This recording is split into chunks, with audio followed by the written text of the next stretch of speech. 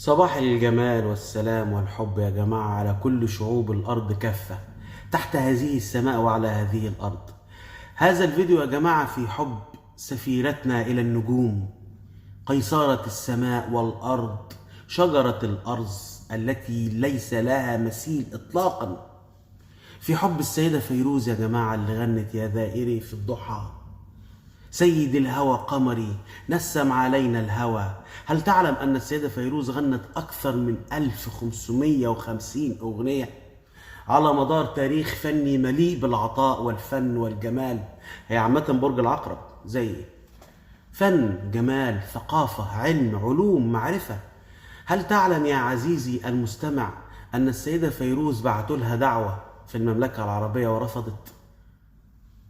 اشرب كوباية القهوة بتاعتك على صوت فيروز وتمتع. جارتنا إلى النجوم وسفيرتنا إلى النجوم تستحق الكثير والكثير والكثير.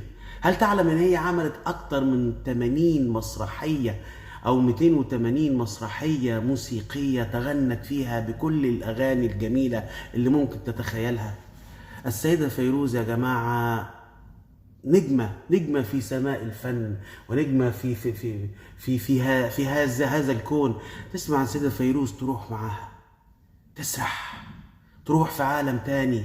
يا سلام عليها وهي بتقول سكن الليل وفي ثوب السكون تختبي الأحلام، وسعى البدر وللبدر عيون ترصد الأيام.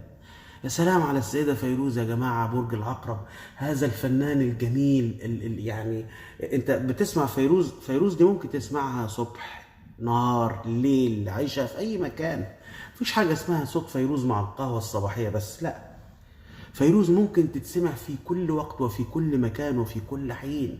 اسمع السيدة فيروز وهي بتقول قديش كان في ناس على المفرق تنطر الناس. اسمع السيدة فيروز وهي بتتغنى وبتقول طيري يا طيارة طيري يا ورقي وخيطان، بدي ارجع بنتي صغيري على سطح الجيران. فيروز لم تأخذ هذه المكانة من فراغ.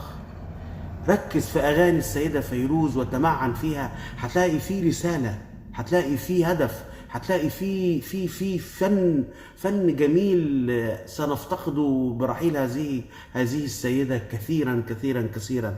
في حب فيروز قيصرة السماء وسفيرتنا إلى النجوم هنغني كتير وكتير وكتير وكتير، وترقبوا الشعر اللي أنا ألفته مخصوص لجارة القمر السيدة فيروز وقيصرة السماء بعد شوية.